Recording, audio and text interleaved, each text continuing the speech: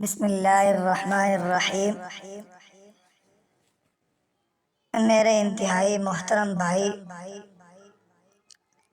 انسان بہت ہی کمزور ہے اور سارے کے سارے انسان خسارے میں ہیں۔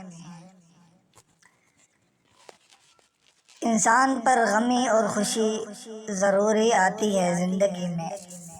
یہ انسان کی زندگی کا ایک حصہ ہے، غمی کا اور خوشی کا آنا۔ تو جب انسان کو کوئی خوشگوار واقعہ پیش آئے تو اس کے لیے ایک دعا ہے، بڑی بہترین اور مجرب دعا ہے۔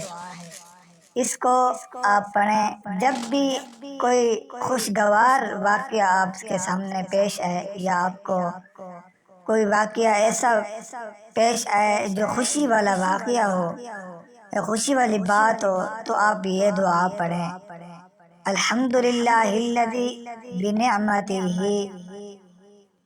تتم الصالحات۔ الحمدللہ الذی بنعمتہ تتم الصالحات۔ اس کا ترجمہ آپ سن لیجئے: تمام تعریفیں اللہ کے لیے ہیں جس کی نعمت و عطا کی وجہ سے تمام اچھے کام سر انجام پاتے ہیں۔ یہ دعا بڑی ہی بہترین دعا ہے۔